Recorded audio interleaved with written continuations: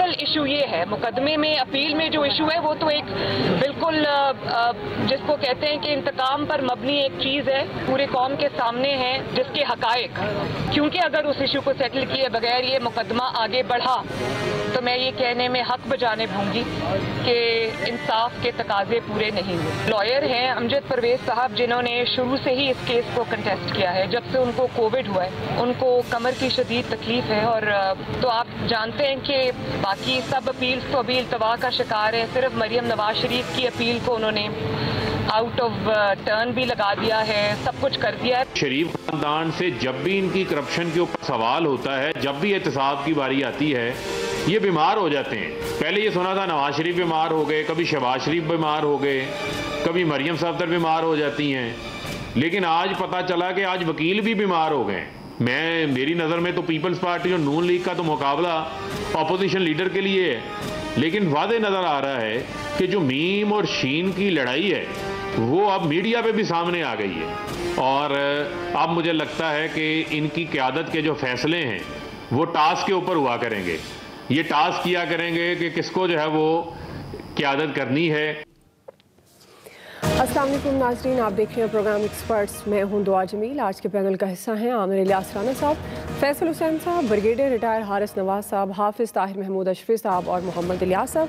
बढ़ते हैं पहले बड़े सवाल की तरफ, और सबसे पहले बात करें अगर एवन फील्ड रेफरेंस की, तो इस्लामाबाद हाई कोर्ट में आज मरियम नवाज़ और कैप्टन रिटायर्ड सफदर की सज़ाओं के खिलाफ अपीलों की समाअत हुई है। समाअत के दौरान मरियम नवाज़ ने अदालत के रूबरू मौक़िफ़ अपनाया। उनके वकील ने बीमारी के बायस केस की पैरवी से माजरत करनी है, इसलिए नया वकील और एक नई दरख्वास्त दायर करने के लिए 1 माह का वक्त चाहिए, जिसकी नैब ने मुखालफत की है। ताहम अदालत ने मरियम नवाज़ को 1 माह की बजाय 1 हफ्ते की मोहलत दे दी है। पेशी के बाद मीडिया से बातचीत करते हुए मरियम नवाज़ ने एवन फील्ड रेफरेंस के पसे पर्दा हकाइक सामने लाने का दावा करते हुए बताया है कि नई दरख्वास्त केस का पूरा कच्चा चट्टा खोल देगी और पता चल जाएगा कि केस क्यों बनाया गया, इसके क्या मुहर्रिकात थे, इसके पीछे कौन था और वो कैसे कामयाब हुए। इसके बाद गवर्नमेंट की जानिब से भी रद्द-ए-अमल सामने आया। गवर्नमेंट की कई शख्सियात ने मरियम नवाज़ और उनके ख़ानदान को आड़े हाथों लिया और ये वाज़े किया कि मरियम नवाज़ के पास अदालत में पेश करने के लिए कुछ नहीं है, वो नैब केसेस में ताख़ीरी हरबे इस्तेमाल कर रही हैं। इसी मुनासबत से पहला और बड़ा सवाल है एक्सपर्ट्स के लिए। आमिर इलियास राना साहब, मैं आपसे आगाज़ कर रही हूँ। सवाल ये है, आपके ख्याल में एवन फील्ड रेफरेंस को लेकर मरियम नवाज़ की जानिब से नई दरख्वास्त की अपील जो की गई है, जिस तरह से हुकूमती रहनुमा कह रहे हैं कि ये ताख़ीरी हरबा है, या मरियम नवाज़ साहिबा कह रही हैं कि कुछ नए सबूत हैं और ये दरख्वास्त वो चीज़ें सामने ले आएगी फैक्ट, तो आपको क्या लगता है, ताख़ीरी हरबा है या वाकई नए सबूत सामने आएंगे? देखें, ये ताख़ीरी हरबा तो है और नए सबूत भी आएंगे, लेकिन ताख़ीरी हरबा आप इस तरह कह लें कि ये फ़कीदुल मिसाल केस है पाकिस्तान की अदलिया में भी और वैसे भी, चूँकि आप और हम सबको पता है कि सुप्रीम कोर्ट ने बराह रास्त ऑर्डर किए थे उस वक्त चेयरमैन नैब को कि ये इतने दिनों में रेफरेंस फ़ाइल कर दें, और ये हाई कोर्ट में भी नहीं था, ये नैब कोर्ट से भी नहीं आया था, डायरेक्ट सुप्रीम कोर्ट से एकदम चला गया एहतसाब अदालत को। और फिर जाहिर है कि वो तारीख़ हमारे सामने है सारी की सारी, 3 साल में 4 साल में जो कुछ होता रहा इस केस के ऊपर। पॉलिटिकल पार्टीज़ अपना अपना जिसका जो भी मकसद हो, पीपल्स पार्टी, नून, PTI, सब बात करते रहे और सब इंजॉय कर रहे हैं उसको। अब जाहिर है कि जो मरियम नवाज़ ने आज बात की है कि आउट ऑफ टर्न मेरी केस को लगा दिया गया है और बाकी अपीलें लोगों की पड़ी भी हैं, ये ज़ाहिर है उनका हक़ है, उनका केस चल रहा है, वो बात कर रही हैं। इसका अदालत में नैब जवाब देगा या हुकूमती वकील या ख़ुद अदालत, क्योंकि अदालत पिछली के उसमें गुस्से में भी आ गई थी कि मरियम नवाज़ ने सलाम का जवाब दे दिया था, फिर ये बताया गया कि नहीं वो तो मजाक में बात हुई थी, लेकिन बहरहाल अपेरेंटली यही हुआ कि अदालत गुस्से में थी कि सलाम का जवाब दिया। ठीक है, उनको भी डेकोरम का ख्याल करना चाहिए, लेकिन ये केस हर लिहाज से पॉलिटिकली है। इसके फैक्ट्स जब आएंगे, जब होंगे, हतमी सज़ाएँ होंगी, देखी जाएंगी, लेकिन ये केस नवाज शरीफ से जुड़ा हुआ है, जिनको तमाम तर बेनिफिट्स का हामिल करार दिया गया इन फ्लैट्स में और सारी चीज़ों में। तो मरियम नवाज़ और कैप्टन सफदर तो उसका ज़ैली हिस्सा है। तो असूलन तो जैसे नवाज शरीफ को एब्सकॉन्डर करार दिया, जब तक वो आते नहीं, बहुत सारे अदालतों में केसेस इस तरह के होते हैं जहाँ पे इस तरह के केसेस की अपीलें और केस रुक जाते हैं कि जब तक मेन एक्यूज्ड मौजूद नहीं है, उसको आप एब्सकॉन्डर कर रहे हैं, उसकी जायदादें बेच दी हैं, तो उस वक्त तक ये केस रुकता है और ये पहले माजी में रुकते रहे हैं।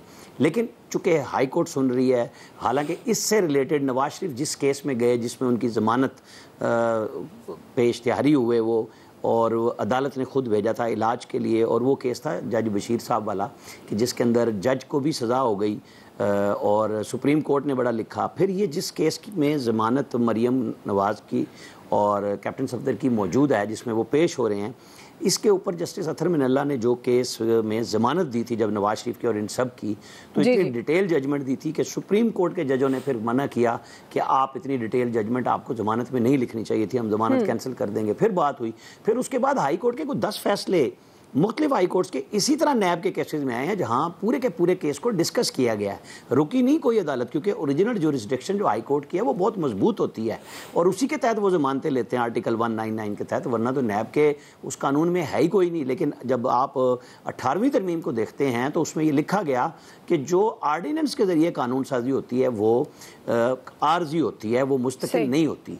और ये नैब का तो 99 का आर्डीनेंस है जो चल रहा है इस वक्त, जिसको कवर किया गया कि जी ये एक आमिर ने बनाया था और फिर उसको कवर दिया गया कॉन्स्टिट्यूशन में, और उसके बाद उसको फिर अनकवर भी किया गया जब दोबारा उन्होंने किया। तो ये फैसले और बहस इसी तरह चलती रहेगी, और जो मरियम नवाज सबूत लाएंगी वो यकीनन वो चीज़ें हैं जो नवाज शरीफ ने बहुत ज़्यादा रिस्ट्रेंट का उस वक्त मुजाहिरा किया था कि वो नहीं दे रहे थे, उनको लोगों ने रोका समेत चौधरी निसार के कि आप GIT में मत पेश हों बतौर वज़ीर आज़म, और वो खामोशी से सुनते रहे, चलते रहे। कुछ चीज़ें उन्होंने बोली, मेरा ख्याल है अब वो सारी चीज़ें हक़ाइक़ के नाम पर और जो चीज़ें इनके पास सबूत होंगे वो अदालत में नई पटिशन के ज़रिए सामने आएंगी। हम वेट करते हैं कि जो आज उन्होंने ऐलान किया है, अगर तो कुछ ऐसी चीज़ें होंगी तो अदालत को सुननी पड़ेगी, वरना वो अपील सुनेंगे।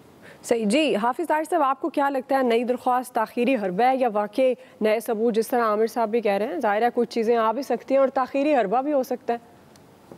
बिस्मिल्लाहिर्रहमानिर्रहीम, नहमदुहु व नुसल्ली व नुसल्लिमु अला रसूलिल करीम।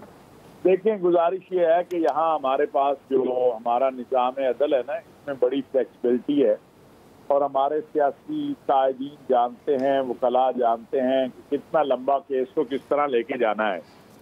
और माजी में एक नायब के वाइस चेयरमैन थे हसन वसीम अफजल साहब, वो बताया करते थे कि एक हमारे बड़े सियासी लीडर ने एक केस में 160 बार मेडिकल पेश किया था, 160 बार। तो लिहाजा वकील बदल लेना, वकील साहब बीमार हो गए, अब जो है मुल्ज़म बीमार हो गया, अब गवाह बीमार हो गया, आज वकील साहब दूसरी अदालत में चले गए, ये सारे ताख़ीरी हरबे हैं। और इसीलिए आपका चाहे निज़ाम एहतसाब हो, चाहे आपके बाकी केसेस हों, वो इतने लंबे हो जाते हैं कि इंसाफ की उम्मीद ही ख़त्म हो जाती है। अब आप अगर देखें, मियां नवाज शरीफ साहब के केस देख लें, जरदारी साहब के केस देख लें, कई और देख लें, किसी का 1988 से शुरू है, कोई 1990 से शुरू है, कोई 2000 से शुरू है। एक अदालत से अगर कोई बिलफर्ज हो भी जाती है सजा या कोई जुर्माना या कोई चीज, आगे इतना लंबा चला जाता है। तो मैं नहीं समझता कि इसमें कोई बात हो ताखीरी अरबों के कोई चीज़ है। जो चीज़ हफ्ते बाद या 10 दिन बाद या महीने बाद पेश होनी है, वो चीज़ आज क्यों नहीं पेश हो सकती है? तो कौन सी तब्दीली आ जानी है? तो बस ये एक सिस्टम है जो चल रहा है, अल्लाह पाक खैर फरमाए। इसीलिए हम कहते हैं कि निज़ाम अदल में सबसे पहली जो तब्दीली है वो तो निज़ाम अदल की तब्दीली होनी चाहिए। एहतसाब तभी कारगर हो सकता है जब वो गैर जानिबदाराना हो और जल्दी हो। ऐसा एहतसाब जो 88 से शुरू है आज तक खत्म ही नहीं हो रहा, 2 शुरू है, अब आगे जो आएंगे वो जो इस वक्त है इनके शुरू कर देंगे, वो भी अगले 10-15 साल निकाल देगा। तो ये सारा एक अजीब कौम तो अब इस लफ्ज से जो है हकीकतन उनको अदम इत्मीनान आता है कि क्या होगा। जनवन के कौम को भी पता है, खुद भी मानते हैं, तन्हाइयों में भी मानते हैं कि हाँ जी बच्चों से गलती हो गई जी, इतने पैसे उधर भेज दिए, लेकिन जब अदालत में आते हैं तो पाक साफ हो जाते हैं। ये एक अलमिया है, बहरहाल क्या कहें। से आप समझते हैं कि ज़ाहिर है ये सिस्टम हमारा, इसमें तब्दीली की बहुत ज़्यादा ज़रूरत है। ब्रिगेड साहब, आपको क्या लगता है कि जानबूझ के किया जा रहा है? नई दरख्वास्त का मकसद क्या हो सकता है? या फिर आपको लगता है कि ये केस कमज़ोर है, इसमें कई ऐसे सबूत मरियम नवाज साहिबा ला सकती हैं? देखें दुआ, ये जो केस है एवनफील्ड का, इसमें जब इन्होंने ये दरख्वास्त दी है कि हमें 1 हफ़्ते का और टाइम दे दिया जाए और उसमें हम चट्टा खट्टा खोल कर रख देंगे, बात ही है अगर ऐसी बात थी, आपके पास सॉलिड सबूत थे, तो आपने अकाउंटेबिलिटी कोर्ट में क्यों नहीं वहाँ पर आर्गूमेंट दिए और वहाँ ही चट्टा खट्टा क्यों नहीं खोल कर रख दिया? वहाँ क्यों नहीं एक्सपोज किया कि गवर्नमेंट ने अगर कोई गलत बात की है या नैब ने किसी को ज्यादती की है, तो फैक्ट फिगर्स के साथ आप वहाँ पर सबूत दें और अपनी वहाँ पर बेगुनाही साबित करके, ताकि आपको सज़ा होती ही नहीं। एक तो आपकी सज़ा याफ्ता हो गई, फिर आपने बेल ले ली, उसके बाद भी आपने 3-4 साल लिखा दिए हैं जो आपने अपील करके डिलेइंग टैक्सेस। अभी भी कभी आपके वकील जो अमजद, वो कह रहे हैं मुझे कोविड हो गया, मैं बीमार हूँ, मुझे टाइम चाहिए। उसके बाद फिर आप फिर हर दफ़ा कोई ना कोई आप जो है वो डिलेइंग टैक्टिक्स इस्तेमाल करती हैं। ये मुल्क के पॉलिटिशियंस के लिए ठीक नहीं है। अगर आपने गलत बात की है, आपको सज़ा मिली है, तो आपको सज़ा भुगतनी चाहिए, या आपको फिर अपने फैक्ट्स एंड फिगर कोर्ट में जमा कराएं, बताएं और उसके बाद आप रेमेडी हासिल करें। अब इस स्टेज के ऊपर आप कहें कि मुझे 1 हफ़्ता और दे दें, हम इसके लिए जो है पूरी डिटेल लेकर आएंगे और ये प्रूफ कर देंगे, हुकूमत की या नैब की कोई अगर इसमें गलत गैर जिम्मेदारी है वो साबित करेंगे, तो आपने पहले क्यों नहीं किया? कोर्ट में क्यों नहीं किया? अकाउंटेबिलिटी कोर्ट में क्यों नहीं किया? आई थिंक ये सारी जो है ये डिलेइंग टैक्टिक्स है और ये जो है ये ताखीरी हलवा हरबस हैं। इससे कुछ हासिल नहीं होना। बेस्ट है कि लॉयर को प्रिपेयर करें, वो आपकी जो 1 हफ़्ते का टाइम है, एप्लीकेशन में डिटेल डालें, जमा कराएं और उसके बाद let leave it to the court to decide कि वो इसको एक्सेप्ट करते हैं। ज़ाहिर है कि जो भी आप अपने आर्गूमेंट देंगे, उसके बाद नैब के लॉयर जो हैं वो इसको स्क्रूटनाइज करेंगे, वो इसके बाद काउंटर आर्गूमेंट्स करेंगे और उसके बाद फैसला होगा।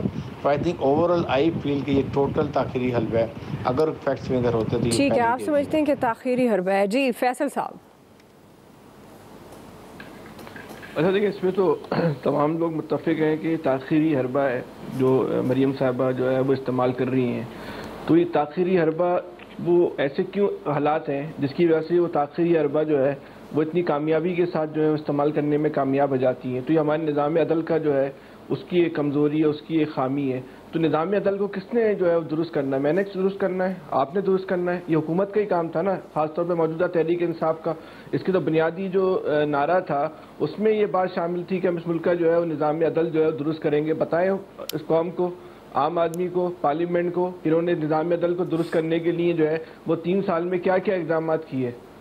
ये तो हमारे मुल्क का जो निज़ाम अदल जो है वो ताकतवर को तो जो है वो आउट ऑफ वे जाके इंसाफ भी दे देता है और बड़े से बड़े चोर को जो है तहफ़्फ़ुज़ भी फराहम कर देता है। बड़े से बड़े चोर के लिए जो है वो कानून जो है रातों रात तब्दील भी हो जाता है। लेकिन जो कमज़ोर आदमी किसका ये निज़ाम अदल जो हशर कर रहा है, तो बताए ना हुकूमत, मातहत अदालतों से लेके आला अदालतों में कोई एक काम तो आप बताएं ना जो आपने जो अपने मंशूर के मुताबिक जो है इस निज़ाम अदल को दुरुस्त करने के लिए जो है किया हो। लेकिन मैं जो मरियम साहिबा का केस है इससे हटके एक और बात करना चाहता हूँ।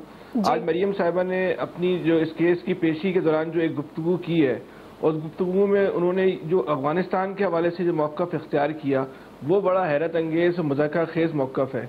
मरियम साहिबा का मौक़िफ़ और भारत का मौक़िफ़ बिल्कुल सेम है। मरियम साहिबा ने भी आज ये बात की है जो भारत कई दिनों से बात कर रहा है कि पाकिस्तान को जो है वो अफगानिस्तान में जो है वो मुदाखलत नहीं करनी चाहिए। अफगानिस्तान के लोगों को जो है उनकी सोच के मुताबिक या उनकी मंशा और रज़ा के मुताबिक जो है हुक्मरानों के चुनाव का जो है वो इख्तियार होना चाहिए। तो यही वो मौक़िफ़ है जो भारत जो है इख्तियार कर रहा है। आखिर ये बात जो है बिल्कुल एक मावराए अकल है कि इस मुल्क का मरियम साहिबा एक बहुत बड़े एक सियासी घराने से ताल्लुक़ है, पाकिस्तान की एक बहुत बड़ी सियासी पार्टी को ये कमोबेश लीड करती हैं।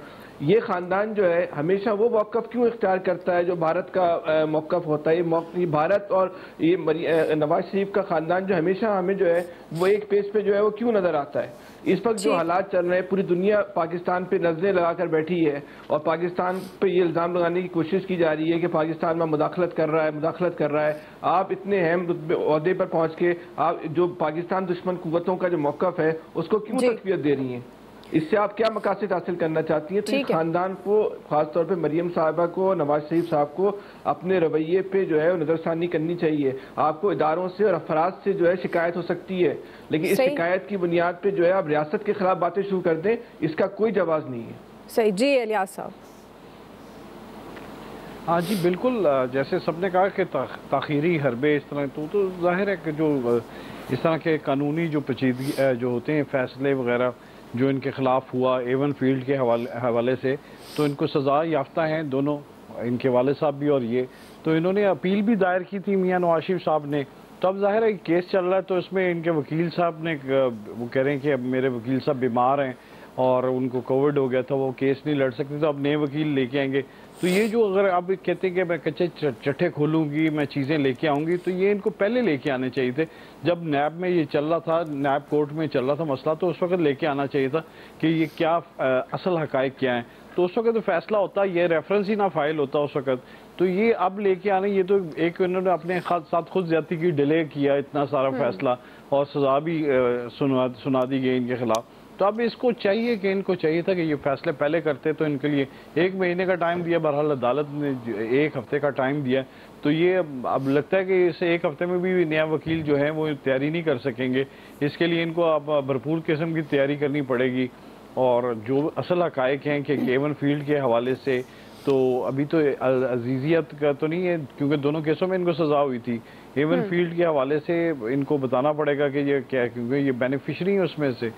तो जो असल हकायक हैं वो सामने लेके आना पड़ेगा कि इनका ताल्लुक है कि नहीं है, कि क्या है। तो ये तमाम जो चीज़ें हैं पहलू वो देखेंगे अब कि क्या लेके आते हैं। ये कोई अदालत पाकिस्तान से बाहर की तो नहीं है ना, इस्लामाबाद हाई कोर्ट है। ये राइट बनता है किसी का भी जिसके खिलाफ केस चल रहा हो, जब मर्जी अपील कर ले, नई पटिशन डाल दे। क्या पाकिस्तान का कानून वो तो अपील है, आमिर साहब, वो पहले खिलाफ केस चल रहा हो तो वो पटिशन, ये तो पहले उनको करना चाहिए था, उनके खिलाफ हो रहा था तो उनको पहले करना चाहिए था। तो वो कह रहे हैं अब हम आगे हकायक, क्या जज बशीर के किसी के पास थे पहले? जज, सॉरी, वो जज बशीर कह रहा हूं, जज अरशद मलिक के केस के हकायक अच्छा इनको नहीं पता था इनके बारे में, वो ले आए इनके भाई। अगर आपके पास कोई चीज नहीं आती है तो आप लेके आते हैं ना केस में, इनको पता है तो ले आए ना। ये पता होता है कि जब बाद में चीजें आ गई, बैंक अकाउंट्स वगैरह हो ना, भाई ये आप ये नहीं कह सकते कि अब आप क्यों कर रहे हैं। अब भी अपील ही चल रही है ना, उसी केस की अपील चल रही है भाई, वो कर सकते हैं अपील, उनको कानून रोकता है। अपील तो चल रही है, लेकिन अपने केस के हवाले से पता होता है बंदे को कि मैंने कहाँ से पैसे आए, किस तरह चलाना है, इसीलिए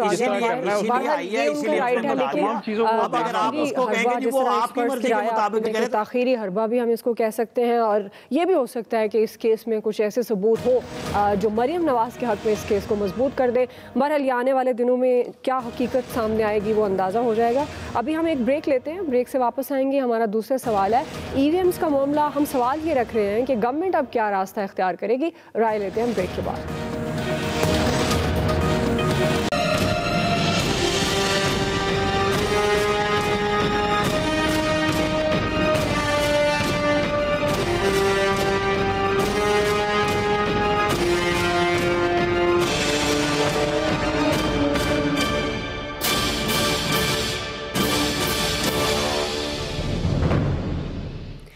नाज़रीन, जनरल इलेक्शन में इलेक्ट्रॉनिक वोटिंग मशीन के इस्तेमाल पर नया तनाज़ खड़ा हो गया है। गवर्नमेंट बार बार इस अज़्म का इजहार कर रही है कि आइंदा जनरल इलेक्शन ईवीएम्स के ज़रिए ही होंगे और इस सिलसिले में अपोजिशन के साथ मुज़ाकरात करने की भी कोशिश की जा रही है। लेकिन अभी तक गवर्नमेंट और अपोजिशन के दरमियान इस मामले पर डेडलॉक बरकरार है। और इससे बढ़कर बड़ी पेशरफ्त ये है कि इलेक्शन कमीशन ने गुज़श्ता रोज़ स्टैंडिंग कमेटी के इजलास में 37 एतराज़ात पर मुश्तमिल रिपोर्ट जमा कराई है, जिसमें ईवीएम्स के इस्तेमाल को मुस्तरद किया है और दो टोक अल्फाज में ये वाज़ेह किया है कि ईवीएम्स के इस्तेमाल से ना तो धांधली को रोका जा सकता है और ना ही धांधली के शवाहिद जमा करने का कोई तरीका है।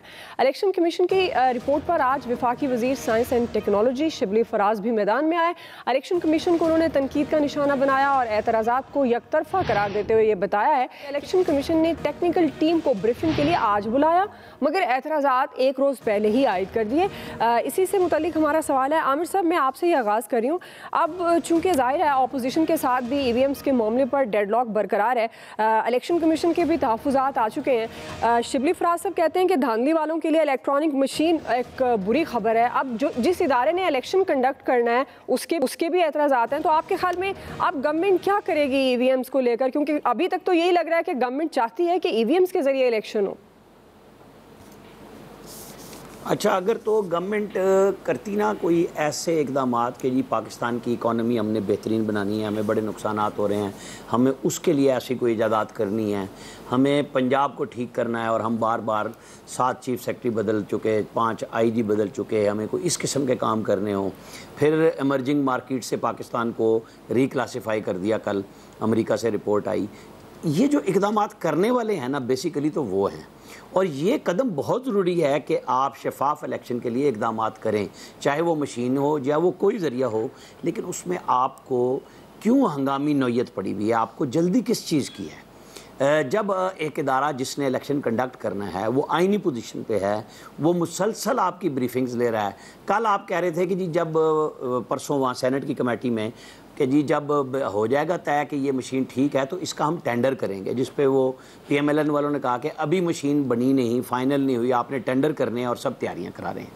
आपको तो पार्लियामेंट के अंदर इसके अंदर खुली बहस करनी चाहिए, जितना मर्जी टाइम ले।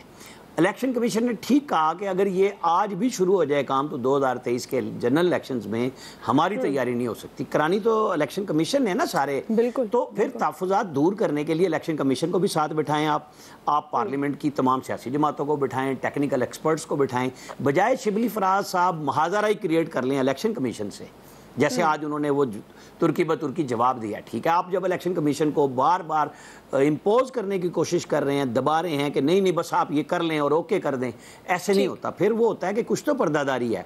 अब वो कल जो इलेक्शन कमीशन ने पॉइंट्स उठा के सेनेट के पास जमा कराए हैं, उसने कोई प्रेस रिलीज नहीं जारी किया, कोई पॉलिटिकल बयान दिया, जहाँ पे बात हो रही है उन्होंने वहाँ पे जमा कराए हैं कि हम ये समझते हैं। तो गवर्नमेंट को बजाय प्रेस कॉन्फ्रेंसों में चीज़ें लाने के वहीं पर जाके बात करनी चाहिए जहाँ जरूरी है, और वो है पार्लियामेंट। ये मेरा ख्याल है बाजीचा इतफाल नहीं बनाना चाहिए, बच्चों का खेल नहीं है, ये पाकिस्तान का मुस्तकबिल होता है इलेक्शन जब होते हैं, तो उसके लिए आप अच्छे काम कर लें, बेहतर अंदाज से कर लें। सही जी। हाफिज ताहिर साहब, आपके ख्याल में इतनी बज़िद क्यों है गवर्नमेंट? ज़ाहिर है बहुत से रास्ते हो सकते हैं और भी, और जब इलेक्शन कमीशन जिसने इलेक्शन करवाने हैं उसके भी तहफ़्फ़ुज़ात हैं, तो उसको दूर करने के लिए क्या ये तरीका है जिस तरह मीडिया टॉक की जाए और फिर जवाब दिया जाए कि उन्होंने गलत किया, अभी टेक्निकल टीम मुआयना करेगी, या बहुत सारे एतराज़ात जो शिबली फराज साहब ने लगाए हैं? गुजारिश ये है कि इलेक्शन कमीशन को भी प्रेस रिलीज से बात नहीं करनी चाहिए, लेकिन हम देख रहे हैं कि ये मौजूदा इलेक्शन कमीशन जो है ये प्रेस रिलीज पे ज्यादा यकीन रखता है, बातचीत पे कम यकीन रखता है। और अगर कोई टेक्निकल कोई मसला है, कोई बातचीत है, तो वो मुतल्लिका वजारत से बात करें, हुकूमत से बात करें कि ये मसला आ रहा है या ये प्रॉब्लम है या इसको हल करना है। क्या कह रहा है इमरान खान? इमरान खान कह रहा है एक फेयर इलेक्शन, जो हमेशा कहा जाता है हर पार्टी जो जीत के आती है दूसरी पार्टी कहती है धांधली हुई है, वो कहते हैं आओ यार बिल्कुल साफ शफाफ इलेक्शन की तरफ चलें। उसमें इन सबको पता है, ये हम जितने लोग यहाँ बैठे हैं या जितने सुन रहे हैं सबको पता है कि पाकिस्तान में साफ शफाफ इलेक्शन जो है वो मुमकिन ही नहीं है। जो हालात मौजूदा है, पैसे का एतबार से देख लें आप, बाकी चीजों से देख लें, 15 लाख आपने लगाना है MPA के ऊपर, कितना पैसा लगता है एक दिन में? एक MPA के इलेक्शन में 15 नहीं 50 लाख लग जाता है। 20-25 करोड़ का महीने का इलेक्शन है। इसी तरह और चीजें हैं ना। ये इस्लाहात के बगैर अगर आप कहेंगे तो अब गरीब आदमी तो वैसे ही इलेक्शन से उड़ गया है। कोई पार्टी किसी गरीब आदमी को टिकट देती है? नहीं देती है। अमीर आदमी भी वही रह गया है कि जो अरबपति है या खरबपति है वही इलेक्शन लड़ सकता है, उसके बगैर तो इलेक्शन लड़ना महाल होता चला जा रहा है। तो अगर इलेक्शन का निज़ाम इस तरह साफ शफाफ हो जाए और ऐसा निज़ाम आ जाए जिसमें ना वोट बिके, ना वोटर बिके, ना कोई दामदी हो, ये तो बड़ी आइडियल बात होगी। तो ये इमरान खान कह रहा है। अब बात ये है, चूंकि इमरान खान कह रहा है और ये सही जमातें ये नारा लगाती आई हैं, लेकिन अब चूंकि इमरान खान कह रहा है लिहाजा वो अगर कुरान की भी कोई आयत पढ़ेगा तो वो गलत है, इसलिए कि इमरान खान ने किया है। ये मसला है और तो कोई मसला नहीं। सही। ब्रिगेडियर साहब, और देखिए इलेक्ट्रॉनिक वोटिंग मशीन की मैं तो डेफिनेटली फेवर में हूँ, लेकिन जो भी एतराज़ात हैं इलेक्शन कमीशन पाकिस्तान के या आपकी पॉलिटिकल पार्टीज़ के, अपोजिशन के, उनको ज़रूर स्क्रूटनाइज करना चाहिए। और ये जो भी आपकी साइंस और टेक्नोलॉजी की मिनिस्ट्री है उनके बाद दोबारा पॉइंट जाने चाहिए। जो भी ऑब्जर्वेशन है उनको रेक्टिफाई करना चाहिए। उसमें ख़ास तौर पर जो उनके एतराज़ात हैं, मुझे समझते हैं कि किस तरीके से आप शनाख्ती कार्ड को वेरीफाई करेंगे कि ये ओरिजिनल है। उसके बाद क्या इसमें कोई भी मैनिपुलेशन प्रेसिडेंटिंग ऑफिसर कर सकता है या नहीं कर सकता। इस तरह के जितने एतराज़ात हैं तमाम के तमाम का हल मशीन के अंदर होना चाहिए। और उसके बाद जब ये समझती हैं गवर्नमेंट के जी यस हमने तमाम एतराज़ात ठीक कर लिए हैं, तो दोबारा रेक्टिफाइड करके आप इलेक्शन कमीशन पाकिस्तान को भेजें, वो इसको चेक करें। उसके बाद ये अपोजिशन पार्टीज को दें, उनको दोबारा वेरीफाई कराएं। मकसद ये है कि इसमें कोई भी जो मैनिपुलेशन ना हो सके, कोई भी गलत इसमें एंट्री ना हो सके, गलत वोटिंग ना हो सके। और अगर लेट से एक पार्टी के 2000 वोटर एक के 3000 हैं, उनको यकीन होना चाहिए कि ये वेरीफाइड है, ये करेक्ट है, इसमें कोई धांधली नहीं है। अगर ये गवर्नमेंट उनको प्रूफ कर देती है तो फिर इलेक्ट्रॉनिक वोटिंग मशीन को शामिल करना कोई बुरी बात नहीं है, बल्कि इस आइंदा के लिए हमेशा के लिए ठप्पाबादी जाली वोट जी फैसल साहब, आपके ख्याल में अब गवर्नमेंट क्या रास्ता इख्तियार करेगी? देखिए, इसमें तो कोई शक नहीं कि इलेक्शन कमीशन जो है वो एक आईनी इदारा है, लेकिन क्या इलेक्शन कमीशन जो है वो आइन साज और कानून साज इदारा भी है, या वो बने हुए आइन और कानून पे अमल दरामद करने का ही सिर्फ उसको इख्तियार है? ये बहुत एक कानूनी डिबेट है। इस पर तो पहले डिबेट होनी चाहिए कि किसी बनाए हुए कानून पर या बनाए हुए आइन पे भी क्या इलेक्शन कमीशन जो है वो एतराज़ कर सकता है। अच्छा, लेकिन जो इलेक्शन कमीशन के एतराज़ हैं वो पहली दफ़ा ये एक अहम बात सामने आई कि इलेक्शन कमीशन ने बड़े जो है वो टेक्निकली और साइंसी जो है वो एतराज़ात किए। ये इतने साइंसी एतराज़ात जो हैं अभी तक जो है वो अपोजिशन के सामने भी नहीं आए थे, अपोजिशन की तरफ से भी जो है ये नहीं आए थे। पहली बात तो इलेक्शन कमीशन ने ये कही कि इसमें टेम्परिंग का इम्कान है। ये जो है ये जो मशीन है इस मशीन को जो है वो किया जा सकता है, कहना चाहिए हाईजैक किया जा सकता है और इस मशीन से नताइज को तब्दील किया जा सकता है। अब ये इलेक्शन कमीशन ने किस बुनियाद पे बात की है, इसका किस तरह साइंसी तज्जिया करवाया इलेक्शन कमीशन ने, ये सवाल का जवाब तो बहरहाल जो है अभी तक सामने नहीं आया।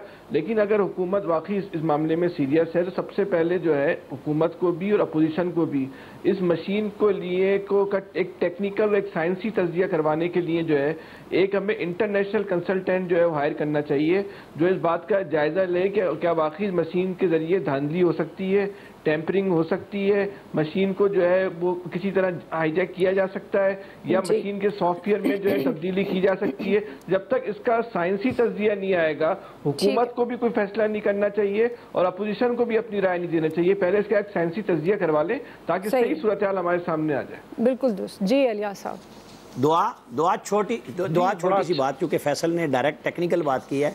उन्होंने ये कहा है, इलेक्शन कमीशन ने मशीन के ऊपर उन्होंने कोई इतराज़ नहीं किया साइंस एंड टेक्नोलॉजी की। उन्होंने कहा है जो मशीन का प्रोसेस है हमें उस पर इतराज़ है, जवाब उस पर आना चाहिए। उन्होंने ये नहीं कहा कि आप ना करें, मशीन से करें। जाहिर है वो जो एतराज़ात है अब जाहिर है उसका जवाब तो देना चाहिए ना कि ये मामला किस तरह से हल हो सकता है और ये इलेक्शन कमीशन उठा सकता है, आईनी तौर पर उसका राइट है कि जिस मशीन के ज़रिए इलेक्शन होने हैं वो उस पर एतराज़ भी उठा सकता है, अपने तहफ़्फ़ुज़ात भी सामने रख सकता है। जी इलियास साहब। जी, ये बड़ा बेहतर है कि अगर गवर्नमेंट अगर इस पर जो है कि ईवीएम के ज़रिए अगर इलेक्शन करवाना चाहते हैं, सीरियस है तो इसके ज़रिए इलेक्शन होंगे तो इसके लिए तैयारियां अभी से करनी चाहिए। अगर नहीं कर सकेंगे तो 2023 तक ये इंतजाम करना इनके लिए मुश्किल हो गया, फंड्स लेना फिर मशीनें लगाना, क्योंकि तमाम लोगों को शऊर देना इस बारे में। और ये है कि सबसे पहले जो बात है कि वो इस मुल्क में अपोजिशन के जो तहफ़्फ़ुज़ात हैं उसको दूर करना पड़ना चाहिए, क्योंकि अगर ये इसको बताना चाहिए जैसे कि इसको देखा जाए, उनको बताया जाए कि इसको कोई हैकर इसको हैक नहीं कर सकता, ना इसमें कोई तब्दीली कर सकता रिजल्ट में, और ट्रांसपेरेंट है, ये लोगों को बताया जाएगा। जब अपोजिशन तस्लीम करेगी तो फिर आवाम को भी यकीन होगा कि इसमें कोई ऐसी नहीं हो सकती, बल्कि उनको पार्लियामेंट में जाएं, डिबेट करें, इसको लेके जाएं, इसको देखें, इसको सिस्टम को देखें कि इसमें किस तरह हैक नहीं किया जा सकता, ये ट्रांसपेरेंट है, इसमें मुदाखलत नहीं हो सकती, और जो ही थंब लगाएगा उसी का रिजल्ट, उसी का वोट डलेगा।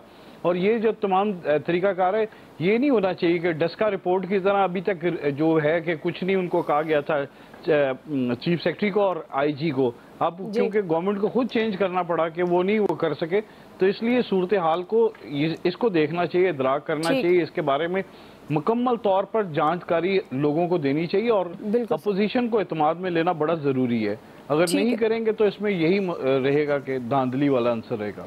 ठीक हो गया जी, आपका पॉइंट आ गया। ब्रेक ले रहे हैं, ब्रेक से वापस आएंगे। तीसरा सवाल हमारा है तालिबान का अबूरी सेटअप। हम सवाल ये रखेंगे, मगरिब के तहफ़्फ़ुज़ात कितने दुरुस्त हैं? राय लेते हैं ब्रेक के बाद। नाज़रीन, तालिबान ने अफगानिस्तान का कंट्रोल संभालने के 23 दिन बाद अबूरी सेटअप का ऐलान कर दिया है। नई इस्लामी हुकूमत के कायम मकाम वज़ीर आज़म मोहम्मद हसन अख्वंद होंगे, जबकि मुल्ला अब्दुल गनी बरदर और अब्दुल सलाम हनफी को नायब वज़ीर आज़म बनाया गया। इसके साथ अबूरी हुकूमत के लिए 33 रुकनी काबीना का भी ऐलान किया गया है। तालिबान की अबूरी गवर्नमेंट पर आलमी रद्द-ए-अमल आना शुरू हो गया है। अमरीका और यूरोपीय यूनियन ने तालिबान के नए सेटअप पर तशवीश का इजहार करते हुए ख़वातीन और अक़लियतों की अदम नुमाइंदगी पर तहफ़्फ़ुज़ात का इजहार किया है। इसी हवाले से सवाल है, हाफिज़ आरिफ साहब, मैं आपसे आगाज़ करी हूँ। तालिबान का अफगानिस्तान में अबूरी सेटअप, आपके ख्याल में जो मग़रिब जिन तहफ़्फ़ुज़ात का इजहार कर रहा है वो दुरुस्त है? जी आमिर साहब। देखें जी, अमेरिका बहादुर और नेटो फोर्सेस भाग चुकी, इनका लेना देना कुछ नहीं। वो एतराज़ात हैं बाहर के, भाई आप इतने हैवी थे तो मुआहदा करके क्यों गए? सिंपल सी बात है, पाकिस्तान, चाइना, रशिया, तुर्की, ईरान और वज़ीर आज़म की जो गुफ्तगू हुई है यूएई में और सऊदी अरब में, ये सारे मुल्क ही मिल मिला के अफ़गान अवाम को चलाएँगे। इसके अलावा कुछ नहीं है। उन्होंने एक अच्छा बिहेवियर अब तक शो किया है, उनको मजबूर नहीं कर सकते आप। वो कोई आपसे मिन्नत तरला करके हुकूमत नहीं लेके आए, वो चलाएंगे अपनी मर्ज़ी के मुताबिक और कोशिश कर रहे हैं आने वाले दिनों में वो मज़ीद लोगों को लाएंगे। एक अच्छे सेटअप की उम्मीद रखी जानी चाहिए क्योंकि ये अबूरी सेटअप है। ठीक जी, हाफिज़ तारिक साहब। गुजारिश ये है कि तालिबान जो है वो उन्होंने एक अपना निज़ाम वज़ा कर दिया है और उसके बाद अब वो मेहनत करेंगे अपने मुल्क में, अपने पे और लोगों को। बहरहाल उन्होंने अपना एक चेहरा दिखाया है और उन्होंने ये बात भी बताई है कि वो अपने जो असूल हैं या अपने जो उनकी बुनियाद है वो उससे नहीं हटे हैं। अपने आप को एक बेहतर अंदाज में आगे ले गए हैं। हमें भी बहुत सी चीज़ों को देखना चाहिए। और एक बात मैं ज़रूर कहना चाहता हूँ कि जो नैरेटिव इंडिया का है, पाकिस्तान में वो नैरेटिव जो सियासतदान लेके फिर रहे हैं, अब कौम उनके बारे में फैसला करे कि वो किसके हामी हैं, इंडिया के हामी हैं या पाकिस्तान के हामी हैं। सही है। फैसल साहब, देखिए तालिबान की हुकूमत जो है वो बन गई है। तालिबान ने जो है वो अमेरिका से पूछ के तो हुकूमत बनाई नहीं है, ना उन्होंने किसी से बोला है कि आप हमारे पर जो है वो तहफ़्फ़ुज़ात का इज़हार करें। अमेरिका को तहफ़्फ़ुज़ात हैं तो रहे, अमेरिका को तो पूरी दुनिया का चौधरी बनने का शौक़ है, उसको तो पाकिस्तान पे भी जो है बहुत सारे तहफ़्फ़ुज़ात हैं। बहरहाल हमें ये दुआ करनी चाहिए और ये ख्वाहिश करनी चाहिए कि अफ़गानिस्तान में अमन कायम हो जाए। वहाँ के आम आदमियों ने बहुत परेशानियाँ बर्दाश्त की हैं, वहाँ के आम आदमियों के लिए जो है एक सुकून का जो है वो रास्ता निकले और अफ़गानिस्तान से बैठ के जो पाकिस्तान के खिलाफ साजिशें होती थी वो साजिशें जो है अब नहीं होनी चाहिए। जी इलियास साहब। जी, अफगानिस्तान ने अब जब अबूरी हुकूमत बनाई है तो जाहिर है इसको वो सेटअप को चलाएंगे। अब जाहिर आइंदा दिनों में मजीद इकदाम करेंगे और वो बड़े इस दफ़ा बड़े सोचे समझे तरीके के तहत चला रहे हैं ताकि गवर्नमेंट को अच्छे अंदाज से चलाया जा सके और इस सेटअप के ज़रिए पुरअमन तरीके से और जो भी ताल्लुकात बनाएं वो देरपा हों और ज़्यादा इस्तेहकाम हो उसमें चले और वो अपनी पॉलिसी को आहिस्ता आहिस्ता वाज़ह करें। और बड़े यानी कि इस बारे में देखने में आ रहा है कि अभी तक जो इक़दाम उन्होंने किए वो काफ़ी अच्छे हैं और उसको सब सराह रहे हैं। सही है इलियास साहब, आपको आ गया। आज के एक्सपर्ट से इतना ही। फीडबैक दीजिएगा, ख्याल रखिए।